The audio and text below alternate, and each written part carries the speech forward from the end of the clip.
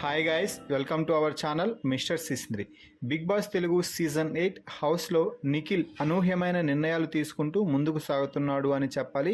ఎందుకంటే నిఖిల్ అన్ని విధాలుగా ఆలోచించి తన క్లాన్కి ఏది మంచిది, ఎవరు గేమ్ బాగా ఆడారు, ఎవరు మెంటల్గా బాగున్నారు, ఎవరు ఏ టాస్క్ ఆడాలి అని ముందే నిర్ణయం తీసుకొని వారి చేత ఆ గేమ్ ఆడిస్తూ వారికి తగ్గ నిర్ణయాలు తీసుకుంటూ ముందుకైతే పోతున్నాడు.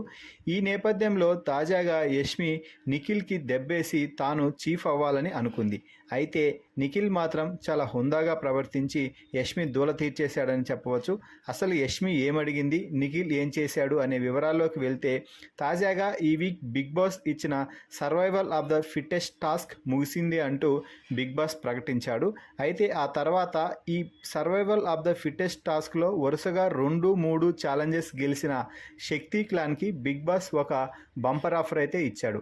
అదేమిటి అంటే, మీరు 2 టాస్కులు గెలిచిన కారణంగా మీరు క్లాన్ సభ్యులలో ఒకరు డైరెక్ట్గా ఈ వారం చీఫ్ కోసం పోటీ పడే కంటెండర్ అవ్వచ్చు అంటూ బిగ్ బాస్ అయితే చెప్పడం జరిగింది. అయితే ఆ కంటెండర్ ఎవరు అనేది మీ క్లాన్ సభ్యులందరూ నిర్ణయం తీసుకొని చీఫ్ అయిన నిఖిల్ తనకి చెప్పాలి అంటూ బిగ్ బాస్ అయితే చెప్పడం జరిగింది. దీంతో కాసేపు బ్రేక్ ఇచ్చాడు బిగ్ బాస్. ఇక యష్మి ఎలాగైనా మరోసారి చీఫ్ అవ్వాలి అని నిఖిల్ దగ్గరికి వెళ్ళి నిఖిల్ని కాకాపట్టే ప్రయత్నం అయితే చేసింది.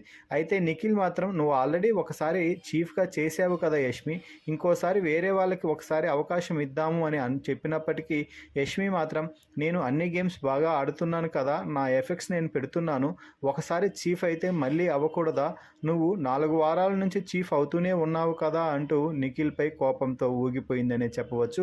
అయితే నిఖిల్ మాత్రం చాలా సున్నితంగా, యష్మి నిన్ను చీఫ్ కంటెండర్గా ప్రకటించడం అయితే కుదరదు, నేను ఖచ్చితంగా ఈ వారం పృథ్వీకి ఒక అవకాశం ఇవ్వాలి అనుకుంటున్నాను, వాడు కూడా గేమ్ కోసం బాగా కష్టపడుతున్నాడు, కానీ ఇప్పటి వరకు వానికి ఏమీ దక్కలేదు, కాబట్టి పృథ్వీని ఈసారి చీఫ్ చేయాలని అనుకుంటున్నాను అంటూ నిఖిల్ చెప్పడంతో యష్మి కోపంతో అక్కడి నుంచి వెళ్ళిపోయింది. ఆ తర్వాత బిగ్ బాస్ నిఖిల్ని అడిగిన సమయంలో, మా టీం నుంచి చీఫ్ కంటెండర్గా పృథ్వీ అంటూ నేను నిర్ణయం తీసుకున్నాను బిగ్ బాస్ అని చెప్తే, పృథ్వీని చీఫ్ కంటెండర్గా ప్రకటించాడు బిగ్ బాస్.